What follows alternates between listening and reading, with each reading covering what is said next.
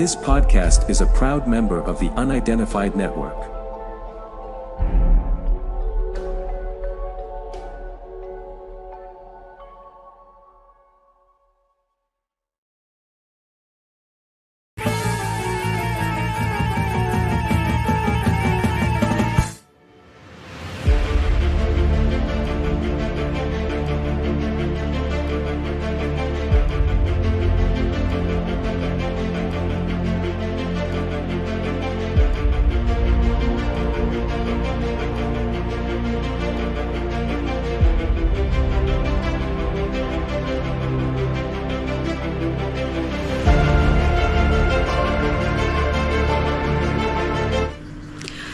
Olá a todos, sejam bem-vindos mais uma vez às entrevistas Fora da Caixa. Hoje trago dois convidados muito especiais diretamente do Reino Unido, que tive o prazer de conhecer numa conferência que dei acerca de lendas e mitos no ano passado. Já ouviram falar de Criptozoologia? Não? Eu acho que se ouvirem bem o John e o Vi, ficarão a perceber que há muita gente à mesma procura daquilo que eu procuro, de respostas dentro do, eu não gosto da palavra, mas do chamado paranormal, e talvez você aí desse lado, tu, talvez também estejas à procura. Vamos conhecê-los? Sim? Vamos lá então.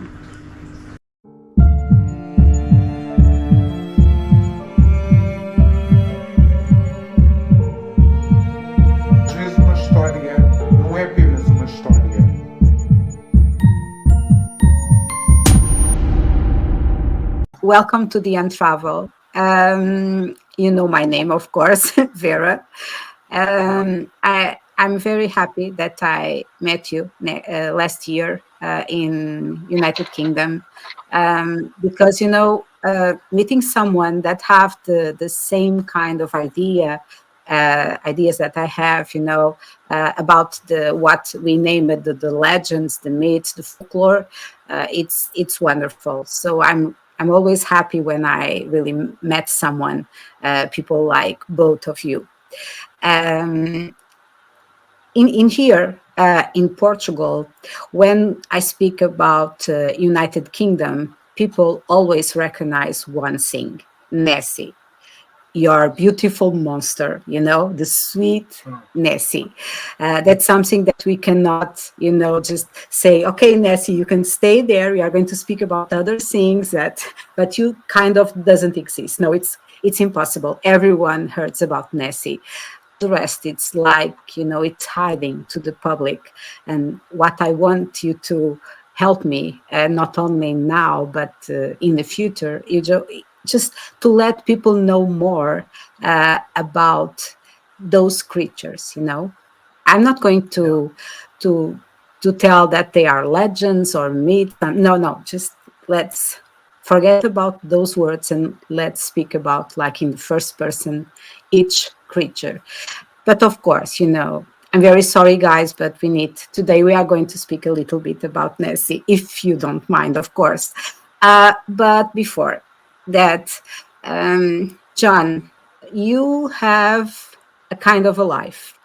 It seems that when I was reading your life, the history of your life, was like, watching a movie with a lot of characters, more than one.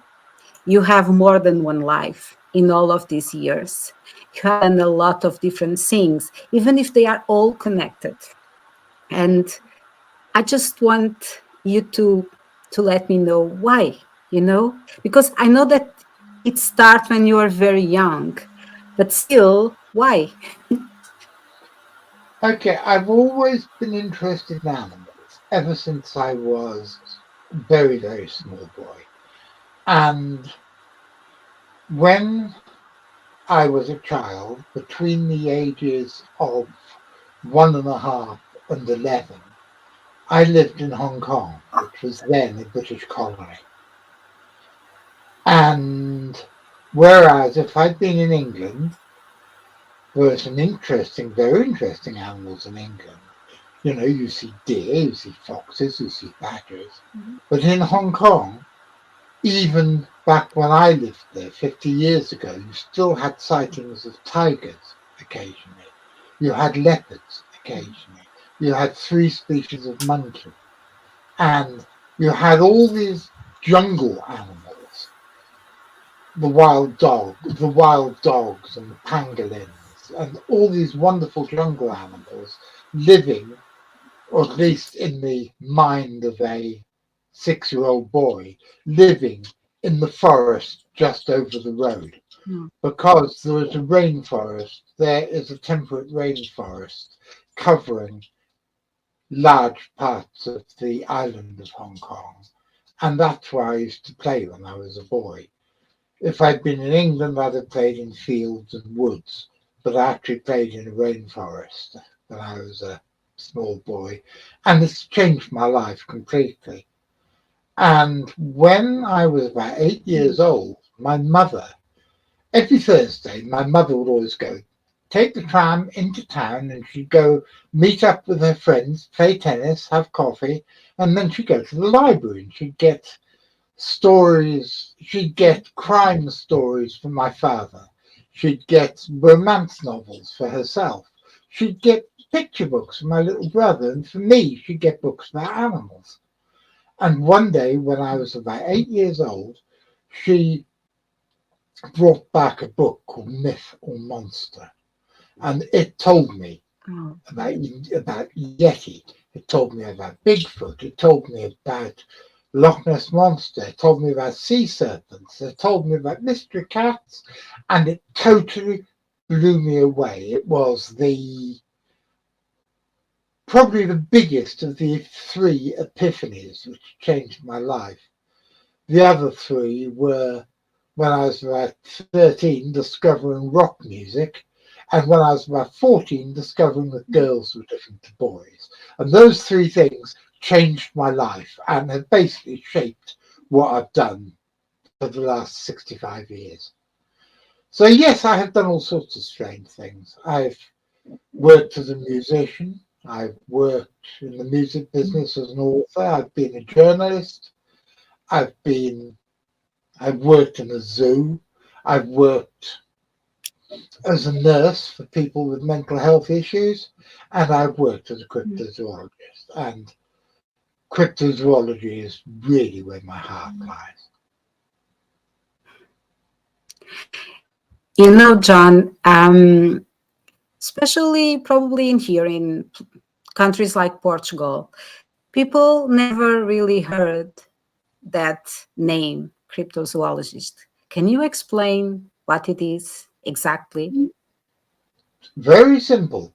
It's from the Greek, zoology, someone who studies animals, zoologist, someone who studies animals, and the other Greek word, crypto, meaning hidden.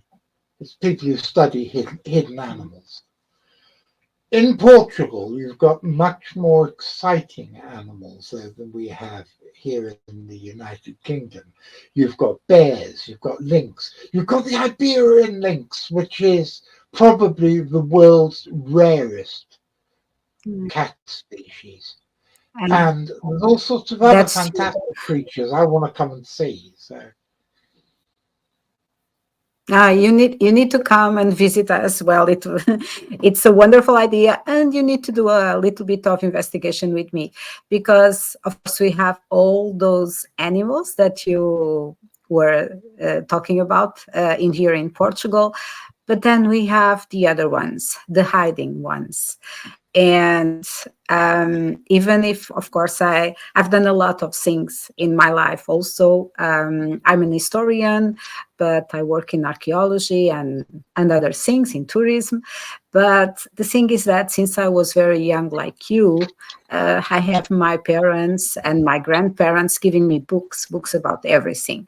And of course, I have that idea connected with the imagination, with those things that I was speaking about, the legends, the myths. The problem is when we start to investigate those things, when we start to speak with everyone we can, to hear the old folklore stories and things like that.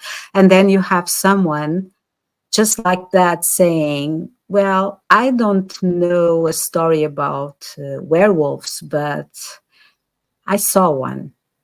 And you stop, and it's like you freeze and you say, what? And people doesn't like to speak about that. But let's say that that's how my work starts, hearing people saying those things. And you can tell if they are lying or not. And so that's my story. That's the part of my story. And what happened with you in 1992 is that you decided to create something, right, John? The center? I was sitting on the shores of Loch Ness. V and I used to work together. He and I used to go on tour with a rock band. And 2 years after we did a big tour with me and him, me and my first wife were in Scotland. And we took 2 days off the tour and we were at Loch Ness. And I was sitting on a big rock on the shore of Loch Ness.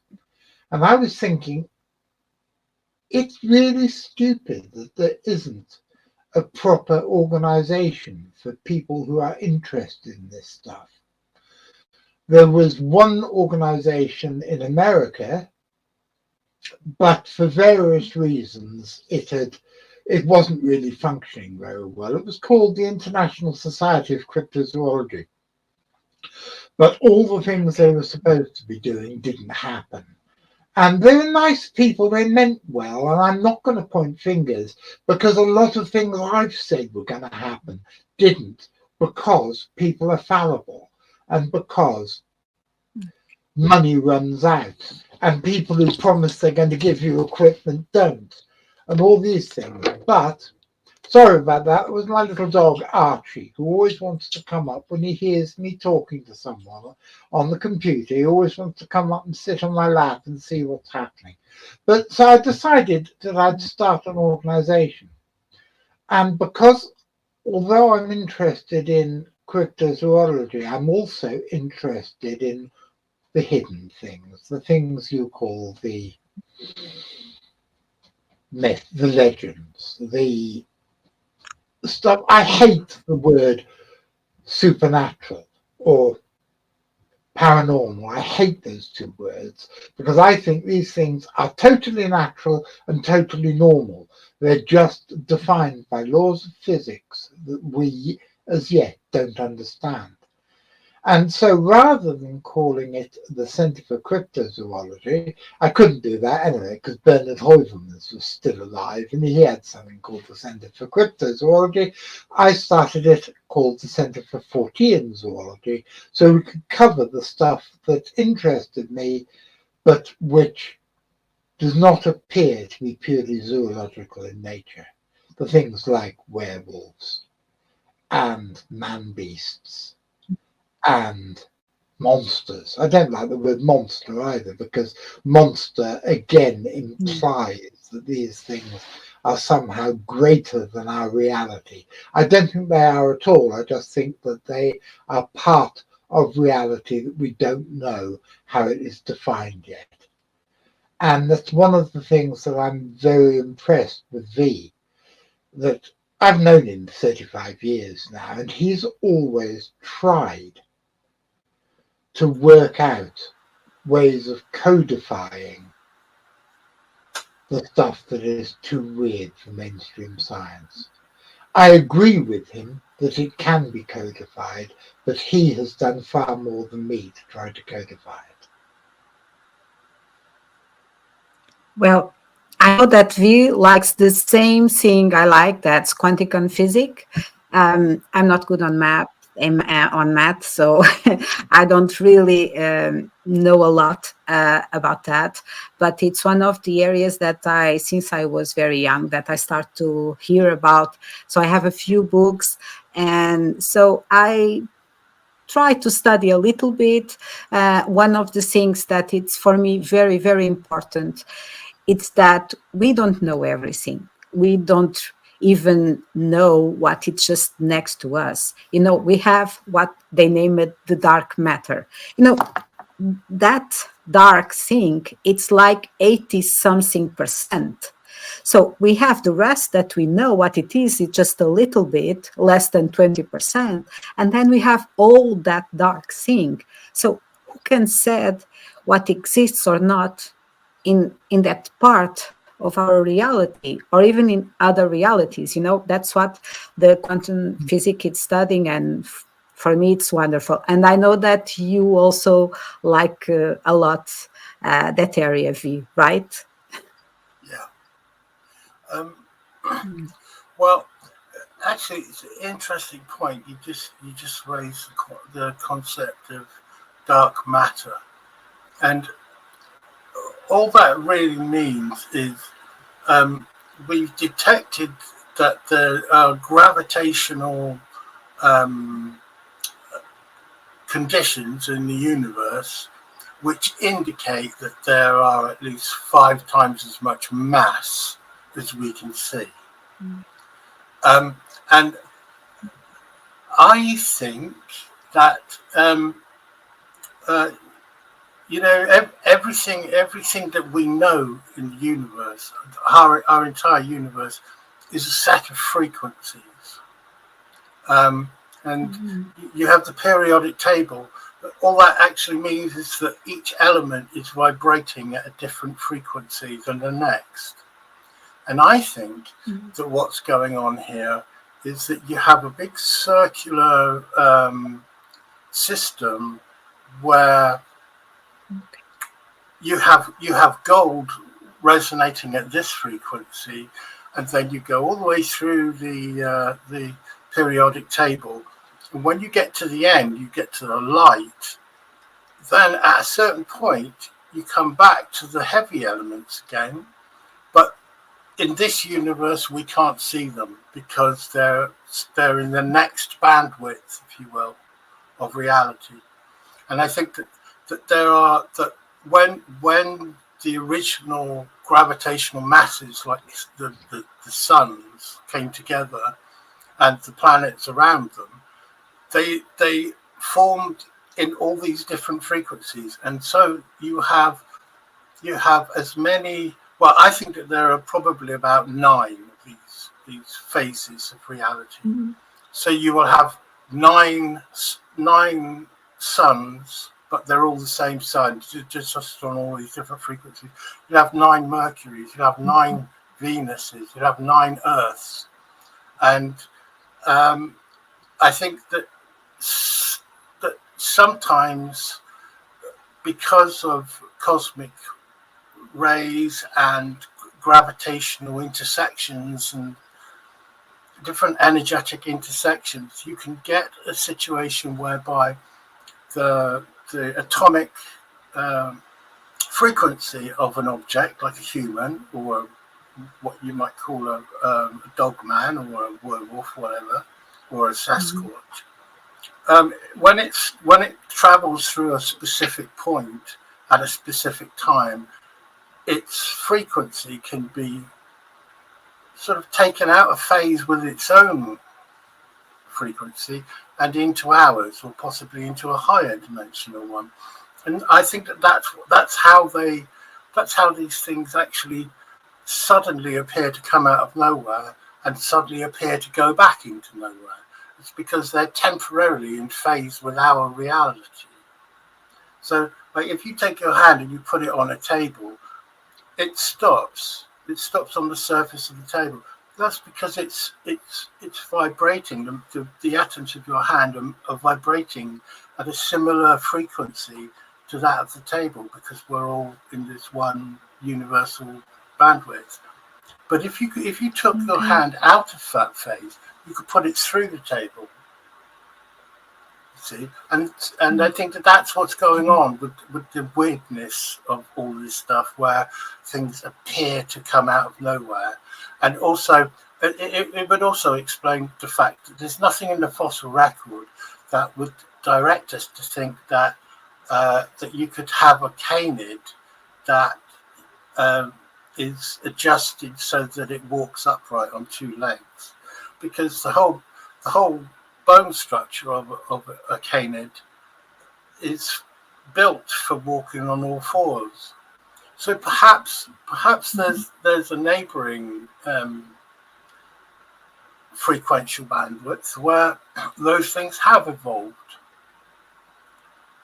and maybe that's how they come into being, and then they pass into our world temporarily, then they pass back out again. That's what I think is going on with that. V, how did you alight Yes. upon the number 9? Because the number 9 is an important one within ritual magic, and because it is the highest of the prime numbers. Why did you alight on the idea of 9?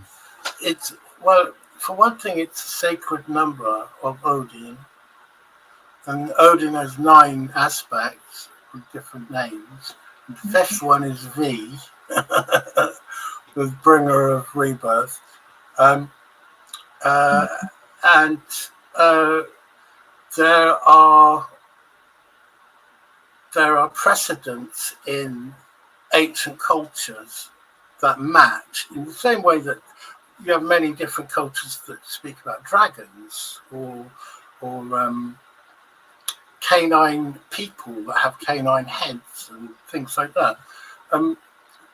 In many of these different religions and old spiritual belief systems and philosophies, there were said to be 9 worlds, as with the tree of life, Yggdrasil. And I figured that since a lot of those cultures didn't create that after they'd had contact with other cultures, it just seems a primordial thing that goes back to the point where there was a previous global civilization that somehow got wiped out. I think it goes back to that. And I think that perhaps at that time it was known that we were one of 9 frequential bandwidths of Earth, where there are people and there are other creatures in each bandwidth. And it made sense to me. And the thing about the dark matter, dark matter is we detect the gravity of the neighboring frequential bandwidth worlds. So we detect that, but we can't see it, and that's why we have more gravity than we should have, because there are these frequential bandwidths of reality that we can't see, but the gravitational energy from them seeps through. Sorry, do you want to go? Okay. Vid, I don't know if you, well, it's a different area, but still about the number 9. Have you heard about the book of Dante, the Infernus? He have like 9 floors in the hell, and it's also connected with a few secret orders. For example, with they invited someone, and that person is going to be initiated in the secret order.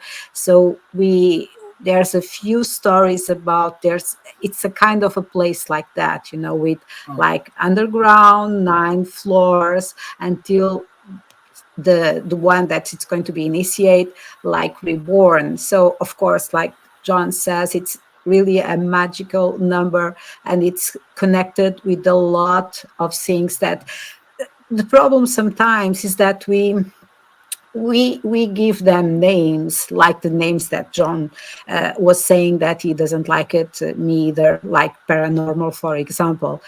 It's just something that we just don't know, but it's still normal, It's not normal for us because we don't know how to explain, but the truth is that it's... Yeah. Yes. I mean, that's it. We can physically we're we're evolved that we can perceive 4 dimensions, including time. If you consider time as a dimension, we have the capacity to understand that there and to perceive that there are 4 dimensions around us. But in modern physics, it's believed that there are at least 12 dimensions to the universe. So that means that we can only sense 1/3 of all the dimensions that are around us, and that leaves us very vulnerable to things that are at home in those other dimensionalities that may be able to perceive us that we can't perceive them, or if we do perceive them.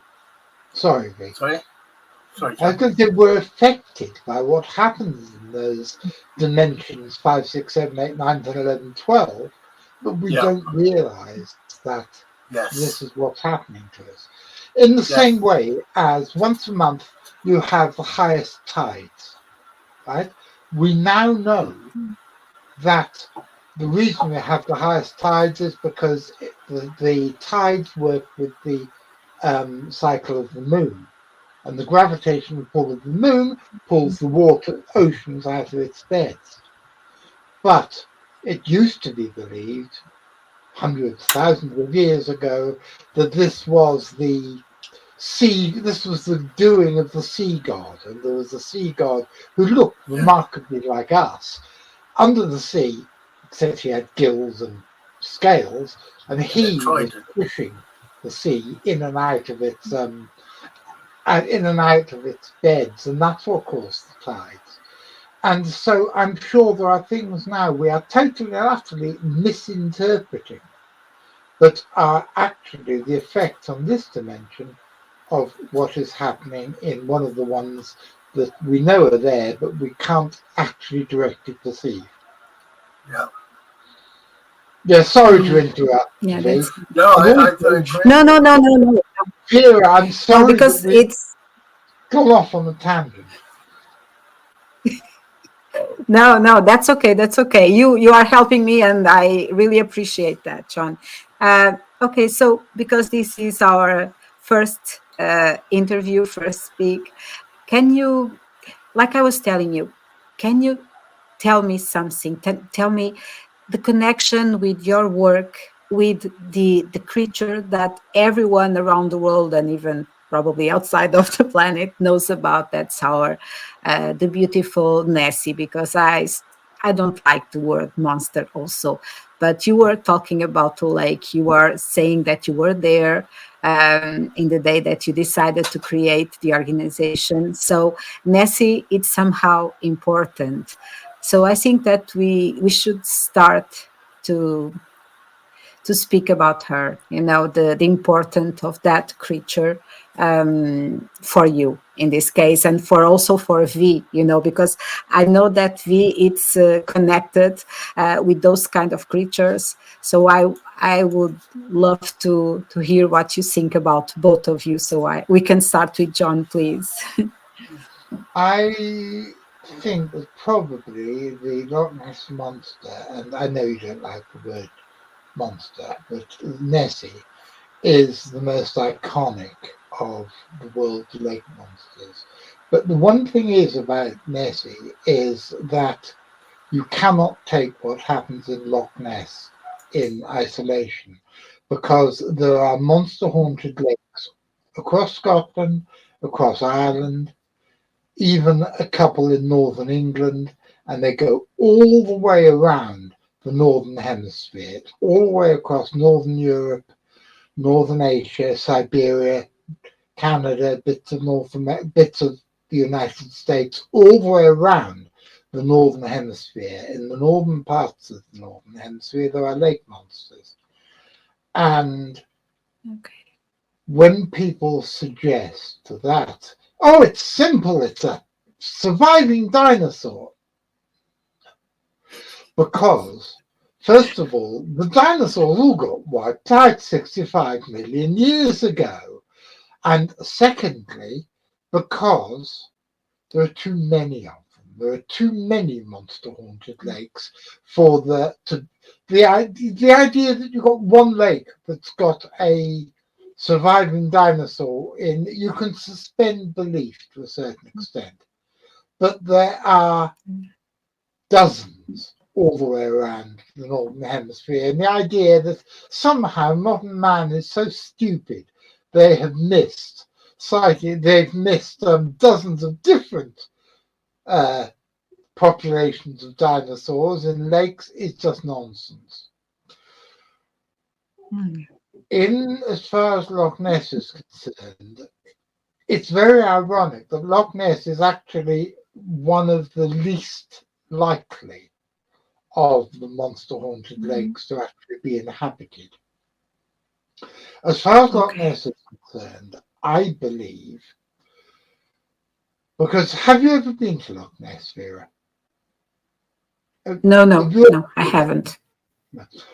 If you go there anytime during the holiday season, which starts at the end of March and goes through until mid or end of October, I once drove around all the road that goes around Loch Ness. I drove the whole thing and I counted the number of cars of people in laybys with binoculars or telescopes scanning the surface of the water. And there were over 400 cars, each with about 4 people in. So at any one time during daylight, for over half the year, there's 1,600 people watching the lake. Cool. And they only see 5 or 6 sightings a year? No. If there was something, and remember, all these prehistoric reptiles people think live there, used to come to the surface to breathe. If whatever it is in that lake is an air-breathing animal, which is what all the long-necked reptiles would have been, then the idea that the population of 10, 12, 15 giant animals living in that lake who all come up to the air to breathe, how come 1,600 people every day for 8 months of the year only ever see 4 or 5 or 6 sightings a year? Yes. There was another sighting last week, and again, it's not a big hump with a long neck. It's something long, elongate, swimming along the surface of the water for a short time. So if we forget about creatures with lungs, and that gets rid of all the prehistoric animals, it is something that breathes underwater, which means it is either some sort of an invertebrate or most likely it's some sort of fish. And the weird thing about Loch Ness is, although it's a bloody great big lake, it is, I believe, the largest lake in the British Isles and the second deepest. There just aren't that many fish living in there. There's only about 8 species of fish living in there, and none of them are living in the amount of numbers to provide the biomass that would have to be present for a population of giant creatures that are there all the time to eat. So we're looking at something that's only there some of the time. And there are 2 giant species, there are 2 large species of fish in that lake, and the 2 longest are pike, which are very, very, very rare, and eels. And eels are, they are known there in some numbers. But according to accepted wisdom, eels can only grow up to about 4 foot in length. Now, eels are really, really weird things because the human race has been using eels. Eels have been important culturally and economically to the human race ever since there has been a human race, because even our pre-human ancestors used to eat eels. They're still eaten and of economic importance over a lot of the world. But we know nothing about them. The weird thing is that people have been trying to breed eels in captivity since for hundreds and hundreds of years. Do you know how recently it was that we finally discovered how the European eel, that's the Atlantic Ocean eels, breed? 1942, only 70 something years ago. And no, I think that's 80 something. I think it's 82 years ago. And we found out that eels, when they become sexually mature, they swim down the rivers into the Atlantic Ocean, and they swim down to a place called the Sargasso Sea, which amusingly is in the Bermuda Triangle, which always makes me laugh. But in the Sargasso Sea, they mate, they spawn, and they die. And the babies, which are funny little leaf-shaped things the size of my little fingernail, swim back up the Atlantic Ocean until, when they're in fairly coastal waters, they become little tiny eels called elvers, which then swim up the river again into the lakes and rivers, where they stay for the rest of their lives until they become sexually mature and the whole thing starts again. But what happens if, for one of two reasons, the eels do not have that biological imperative to go back down the ocean, or do have the biological imperative but are stuck in fresh water because they can't get down the ocean? Our theory is that they grow bigger and bigger and bigger, and although I think people who say that the Loch Ness Monster is 30 feet long, I think that's nonsense. But I think you could get eels that are 10 feet, 12 feet, or even 15 feet long. Now, I don't know if you can see that scar on my finger, the red scar? When I was a little boy, at 12, and I lived in the house I live in now, and me and my best mate used to sneak out at night and go fishing. And one day we caught an eel. It was about this size, and it bit me on my finger, and it hurt like hell. And 50 years later, I'm 64 now, and this is what happened when I was 12. 52 years later, I've still got the scar on my finger. So that was from an eel that was under 12 inches in length. If you extrapolate that to an eel that's 12 foot long, that's one hell of a monster. Now, Yes. giant eels don't get the imperative, the biological imperative to go back to the sea, either because they're stuck in fresh water and can't get back to the sea, or because they're sterile for some reason. And I've got several ideas why they might be sterile, but we'll leave them for the moment. And I believe that a lot of the Northern Hemisphere lake monsters are actually giant eels. And the bizarre, and again the ironic thing is that eels usually only come up to the surface of the water when they're ill or dying. And quite a lot of the photographs that have been taken of what appear to be giant eels, that people call the Loch Ness Monster, show creatures with white blotches on them, which I believe is the fin rot that you put chemicals in your fish tank to stop your tropical fish developing. And this disease is endemic in Loch Ness in both trout and salmon. And I am certain that the huge eels which have been photographed and identified as a Loch Ness Monster are elderly giant eels which have come up to the surface of the water to die. But that's not the only thing that causes the monster stories.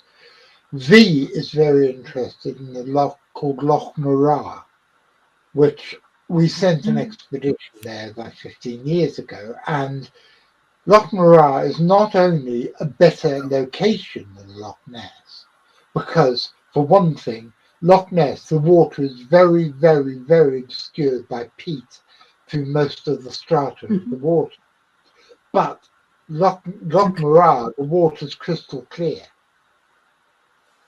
And there are some stories there which appear to me to be giant eels, but there are also stories of a giant creature coming in through the small river which connects Morar to the sea, which people are saying, oh, that is what the prehistoric creature with the long neck.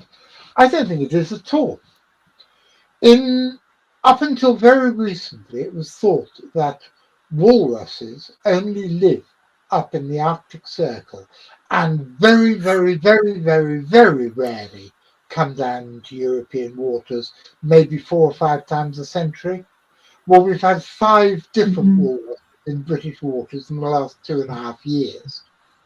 And I think that when people in Loch Morar, and quite possibly even in Loch Ness, because walrus would move at night through the river and go into Loch Ness, and if you've got something with a big back that looks like an elephant, bloody great thing walrus is, and even more so, one that's in Loch Morar, one of the lakes in Scandinavia where there's waterweed at the bottom, growing out the bottom of the lake. You get one of these damn great animals diving to the bottom of the lake in order to find the bivalve mollusks that it feeds upon, then it comes back up to come up for air and go woof up to the surface, and it's covered in waterweed. That would scare the living daylights out of anybody. So that's another example of what the Loch Ness Monster and all these other lake monsters could be. And no doubt there are others. The famous photograph, which is supposedly taken in 1930s, was it 33? The surgeon's photograph be? I can't remember. I think so. That's supposed to be a hoax with a toy submarine and a plasticine head put on it. I believe it's actually a blurry photograph of a bird called the Great Northern Diver, also known as a loon, which again are found all across the Northern Hemisphere. They're about this high, they're big, this long, they're big birds, and they've got a neck that comes up like that. And if you look at that famous photo of the Loch Ness Monster and assume that you're looking at a picture of a bird, it all makes perfect sense. I'm sorry, I carried on far too long. V, you're... That's okay, V. What's your opinion? Can we hear a little bit, please? Yeah, I agree with John completely, right up to the point of the picture of the bird. I agree with him about the eels, but I've seen eels. Actually, at some point, can you cut out the reference to Morar? Because I think that there are very special animals in Lake Morar, and I don't want to actually tell people about that particular loch because I think that they're an endangered species, and I don't. And the thing is that they are giant eels. They're fish. I've seen them. They're at least 9 feet, possibly 11 or 12. But I can't say for sure because that they were underwater. They were a little bit underwater, and then I don't know if they were 6 inches deep or 12 inches deep. And it can make quite a difference to the size that an animal appears.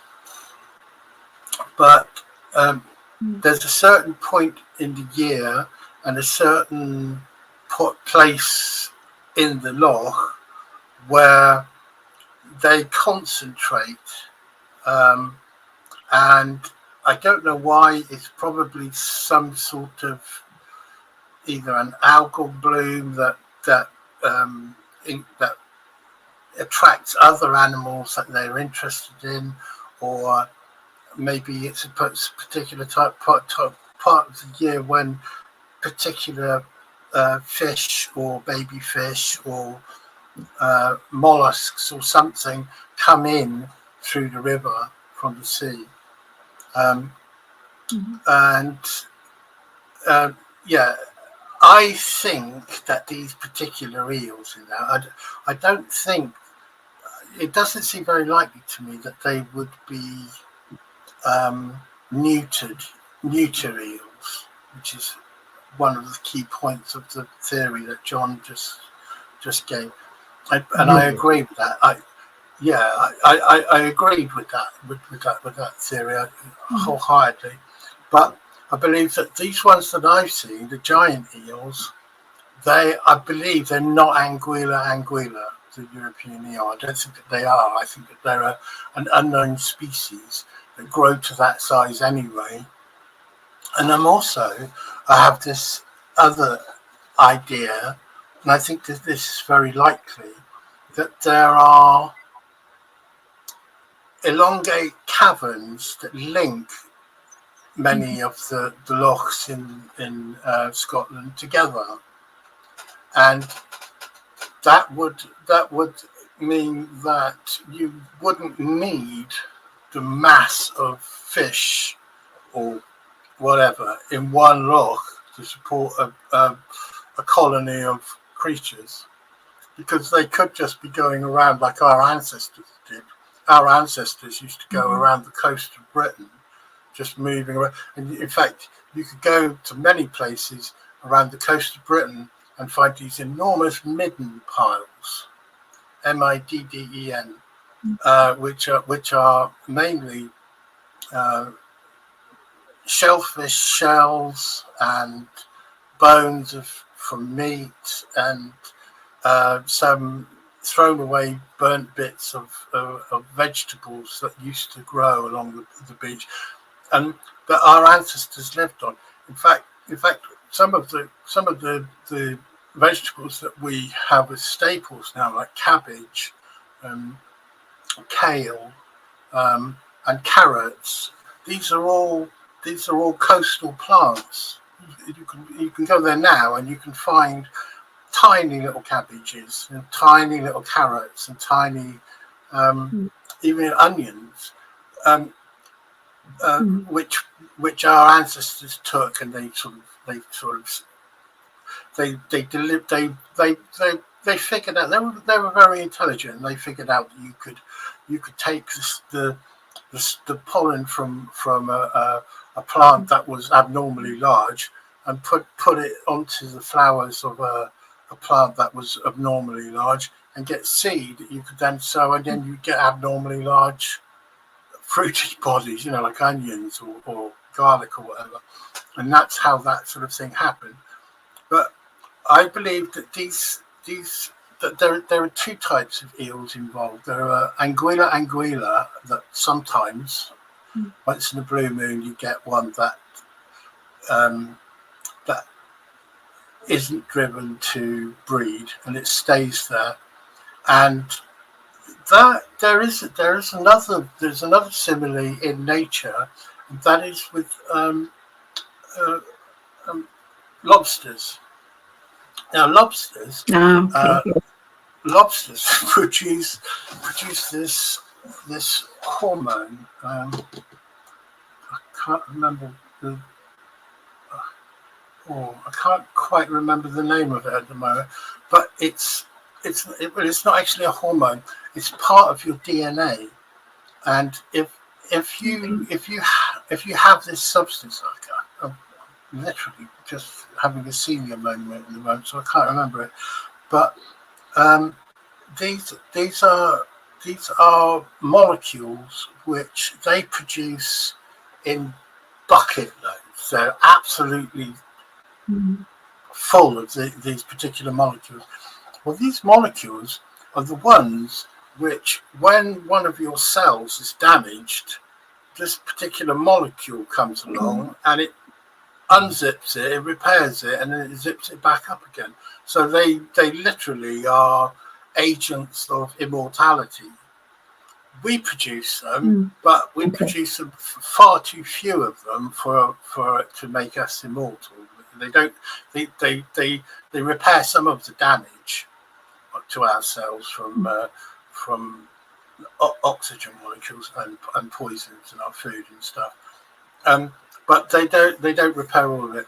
But I believe that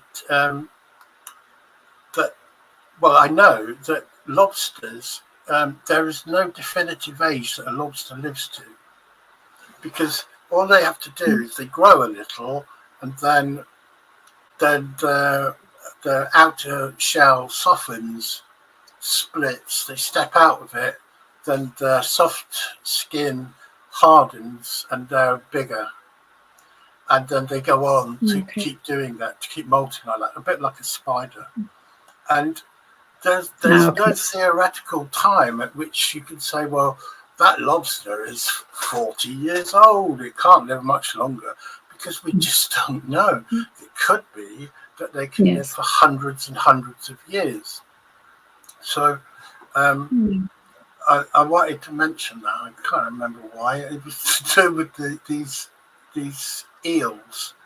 I think that the eels, I think that there are two different species. One of them is Anguilla anguilla, and it can grow quite large. I think it can grow to about 3 foot, 4 foot if you're really lucky.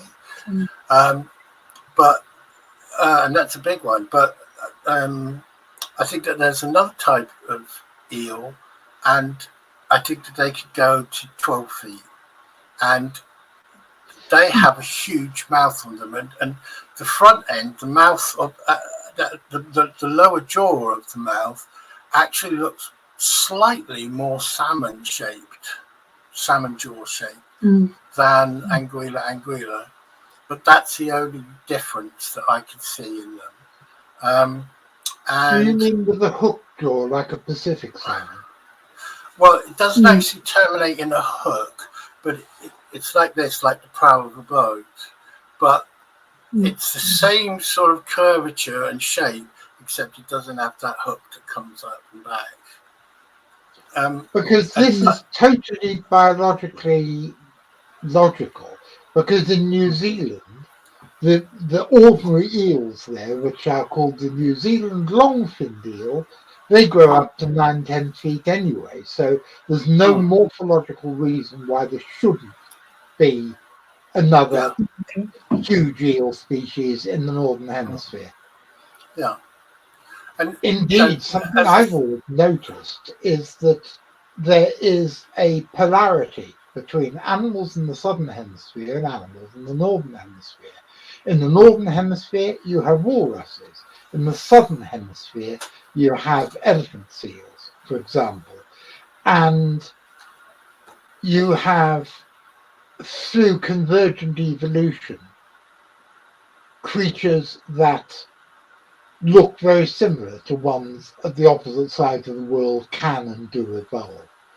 So these idea is very plausible.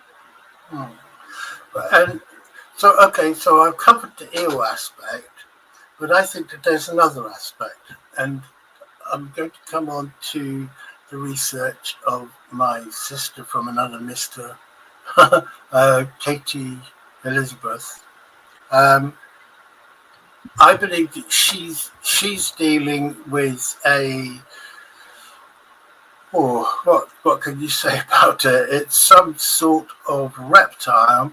It's got an elongate neck, and it's got sort of almost paddle-shaped front limbs and rear limbs, and it's got quite a long tail. And it's black. It's not green. You often hear people say, oh, they're green. They're not, and they're usually depicted as green, but they're not. They're almost black. They sometimes have a sort of pinkish or purplish pattern on the forehead.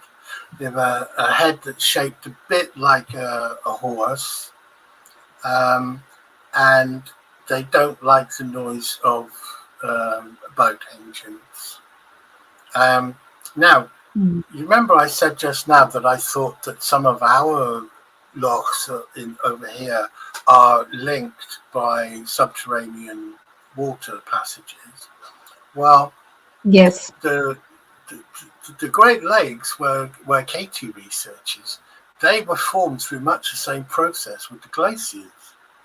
And there's at least one case where they used to have a trade in ice blocks, and these chaps would go out there go right onto the lake, in the middle of winter, and you'd have like several feet thick ice, and they'd have these couple of horses harnessed together.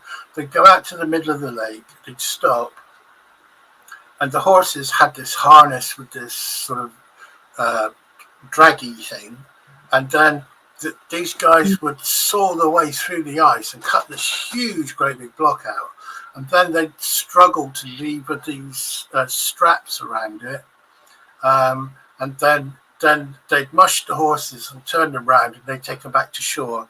And then when they got to shore, the blocks were processed into, well, I don't know, maybe 1 foot by 18-inch blocks of ice. They'd then go to a shop, and then they would be sold, or they'd be used to pack fish to move across country, that sort of thing. So there's at least one case where a team of horses fell through the ice and drowned, and I think it was about 3 weeks later, they found the same team of horses floating in another lake. And that suggests that those two lakes are connected, and that there is probably working with the tide, that there is a system whereby water gets pulled through this cavernous system into another lake. Now, that would suggest that is something that exists, that those caverns are something that exists. And if they exist in the Great Lakes in North America, there's no reason they shouldn't exist in Europe, because these Great Lakes were, and the lakes that we're talking about, the lochs in Scotland, they were formed at the end of the Ice Age by the big mountainous chunks of ice gouging out the landscape, which gives the nonsense to people who think that plesiosaurs may have survived and just being in the lakes since the time of dinosaurs. Well, they didn't exist then. The lakes didn't exist at that point. So if there are creatures, they were also frozen solid for a long time. They did exist. Yes, but yes. if there are such creatures swimming around, they must have got into that system after the Ice Age ended. Now, I think that what Katie's dealing with, she's got the same thing, and I think we've got the same thing as her. We've got a species of unknown giant eel, and we've also got some other sort of species, which is probably a reptile, which hibernates. But now, there's a big difference between the terrain surrounding the Great Lakes and the terrain surrounding our lochs, and that is that we don't have as much swampland. And there's quite a lot of evidence within Katie's studies that indicates that these creatures that, like champ, actually make their way from the lake into those swamps at a certain point in the year. And they may hibernate, or they may just sort of dig themselves into the mud and then feed on things that are around them through the winter. It's not, it does get quite cold there, but there's no reason that they couldn't exist. And there are species that did exist in geological terms, much more recently than dinosaurs, that would fit the bill. That they would be about 12 foot long. They would have a fairly bulbous body that's sort of narrow at both ends. They'd have a long tail. They have a neck that can go around in a circle like a snake, which is quite unusual. Okay. And they have these big sort of oar-like. You can't. I don't think you could call them flippers. They're not like with other reptiles like big turtles. More like a lizard, but lizard hands that are made with water membranes, for pulling themselves through the water. So I think that those things exist in North America, and I think they also exist around Europe. And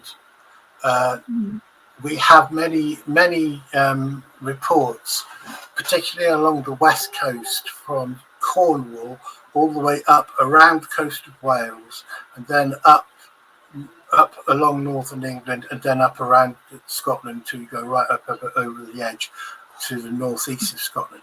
And along that whole geographic area, that's the main source of reports over the centuries of this one type of thing that looks a bit like a snake, and it does this sort of motion, but it can do it so fast that it can get faster than a speedboat. I mean, really, really fast. These things have been seen swimming up past Morecambe Bay. And I think that those are probably some sort of eel. And hang on, I'm just going to turn Messenger off because I think that's probably going to be annoying on your video. So I think that we've got these giant eels that are unknown to science. I don't know how big they get. I'm pretty sure they get to 12 foot, and they may get to much bigger size. But I think that there's another thing, which in ancient Gaelic we call the Chakosht, which is it translates to waterholes, and I think that that's the same thing approximately that Katie has over there in the Great Lakes, but I think that they're very rare, and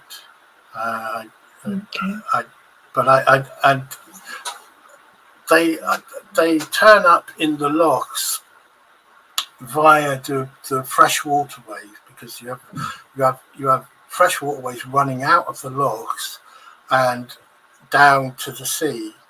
And I think that they can come up because they can come out of the water. They're not stuck in the water like a whale, and they're not as gigantic as people say. That they're maybe 12, 15 foot. They're not sort of 30 foot. But I do believe that they do exist, and that's one of the reasons we're going up in hopefully September 2024 on a joint venture by myself representing CFZ for John, and Katie and Eric Brewer representing the International Dracontology Alliance. And we'll be going up and paying particular attention to this one loch, which must remain nameless, but we will be visiting Loch Ness because they're Americans. It's a tourist place. They've got to get the knickknacks. You can't, they're spending a lot of money to come over here, and they're a pair of proper sweethearts. And they do. You're going to have to take them. You're going to have to take them to the Tartan Museum and all these other. Yes. And they want to see Ben Nevis. Yes.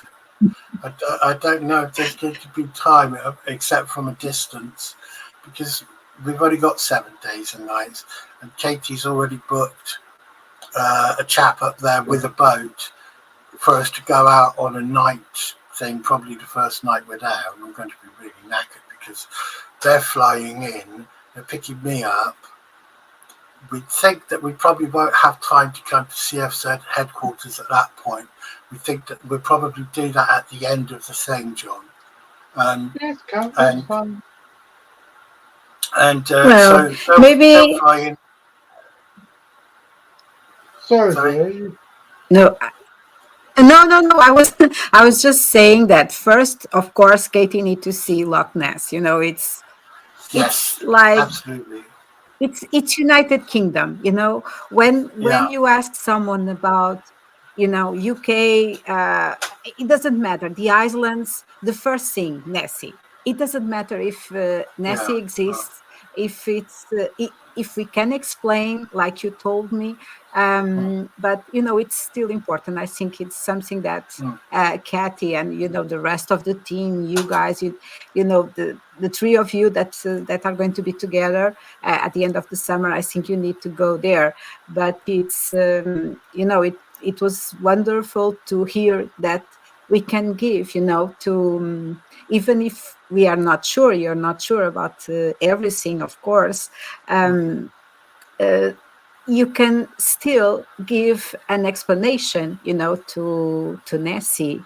Yeah. But even if you give an explanation, there are other places, there are other stories, there are other, Yes. you know. Yeah. I But the think thing is, it, if we explain it as a giant eel, that is incredible in its own right. And Yeah. but I think it's just as likely that we have these water horses, the Chikosh, which look very similar to what people think of a plesiosaur. They do look very similar to that sort of thing, and so it doesn't do away with any of the magic for me. That that it no, could no. be the thing that Katie's investigating. To me, it's an amazing creature, and it does actually look very much like the image that you have in your mind, the Loch Ness creature. I say creature, I don't like monster. Um, but yeah, so I That's the think best. I think sometimes those particular creatures may show up, or one of them may show up, or a pair of them may show up in Loch Ness because of these subterranean water-filled tunnels. Because you've got to remember that area of Scotland, which is in the east, that's actually, if you go to Edinburgh, where the big royal castle is, I mean, that's built on a volcano. It's built in a hollowed out top of a volcano. And so this is a place where there's every possibility of lava tubes. You know, the fact that nobody's discovered them yet doesn't mean that they're not there. In fact, there have been stories in Loch Ness for hundreds and hundreds and hundreds of years that there are areas in Loch Ness which don't freeze because there's warm water there. And that would suggest that there may be warm aquifers. And if there's warm aquifers, there could easily be cold lava tube tunnels connecting those lochs together.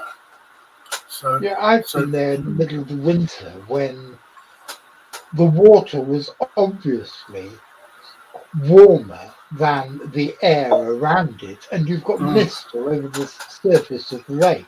And I've seen yeah, that for myself, and it's yeah, utterly extraordinary. yeah. And there are other anomalies as well, like the way that water moves, and it's put down to the air moving one direction, and the water sort of turning and then coming back as a layer below that. So you can have things like a tree falls into the water and it appears to be going against the direction of the wind and the waves. So it seems to be swimming against the waves. And that obviously that is going to contribute towards people mistakenly thinking that they've seen the creature. But and you've also got this weird thing. You've got different layers of the water, some of which are infused totally with peat. And there's a weird thing that you can have a wave in one of the lower levels, which actually goes up and breaks the surface of the water at the level above it. So again, it looks like there's a huge creature moving through. Yeah, I think they seem to be more particular, these sort of events and things. I mean, I may be wrong about this. You'd have to ask Katie. She knows far more about all that stuff in North America than I think anyone really. I think she really is the top of the water cryptids researchers in North America. Although some people knock her because she's a woman and she's blonde, pretty stupid reason to knock someone or not believe in their data. Especially when you consider the extraordinary data that she's produced, like the sonar videos of the creatures swimming and things like that. I think that it's a common thing that keeps playing out, that different parts of Europe, well, in the places in the northern hemisphere, have they have a type of giant eel that we don't know about in science, as been described. And there's also a reptile that has a very long neck and often lives in bodies of water that they've got into after the Ice Age, or in Katie's Great Lakes, like Lake Champlain. That used to be a sea because they found a whale head skull not that long ago on one of the beaches, and that shows that it really was Champlain Sea at one time. And that would explain how you could get large creatures like this in that body of water, which later became sealed off and then gradually went from saline to brackish to relatively fresh water, although it's quite polluted now. That would explain how you could get something like that. And I think that these things probably have been swimming around coastlines for millions of years, and people forever. Occasionally see them, and you get a legend.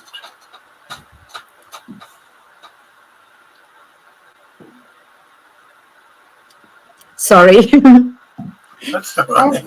I've been drinking. Okay. I've been drinking out of this all evening. So. Sorry if I went on a bit too long there. No, that's okay. It was wonderful, and that's the point. Your last phrases, your last words.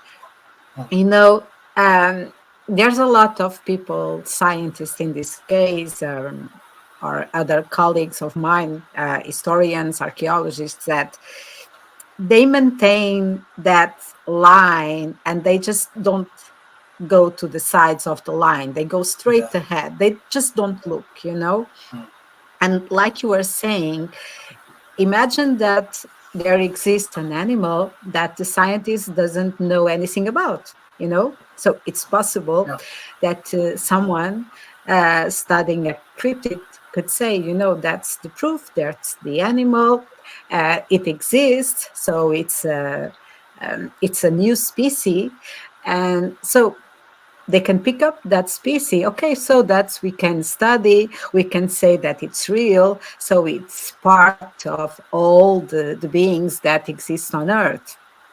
Okay, but before that, it's like putting everything in the same box that they name it paranormal, right? Like weird things.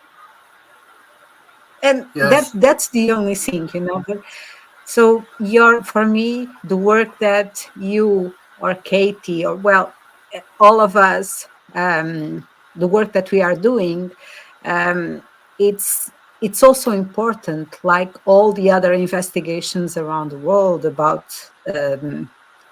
any other area. And so I really appreciate that you accept to be here with me. And I told you that it was just going to be like half an hour, 45 minutes, but it's, 1 hour and 20 minutes until now. I don't mind. And I hope, No, I don't. there's something that I really want to know, maybe in our next talk, if it's possible, because in all of those years that you have working in this area, you must have a few, scary stories to to tell about, even if at the end you can explain or not. But, well, I don't know, maybe we don't have time now for that. But still, I'm going to do the question. If, you were working together, right? Both of you, via John. Is there any episode when you're doing any investigation that you were really scary with something that I don't know, you didn't know anything about, that's something that happens? Is there any story that you want to let us know about? I could Not tell you together. a long story about vampires in Mexico, which scared the living bejesus out of me. But Yeah, I'd that like would to hear take up this one. another half hour, so we'll leave that one till next time. Yes, please. So, but don't forget, because I will not forget about that, okay?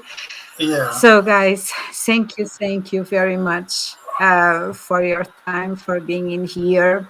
And well, of course, we will keep in touch, and I will have you here again. Okay, it's a promise. Okay, can you promise me to, please? Surely. Oh, Yeah. Absolutely. I don't know about V, but I Okay, could thank you. enjoy this.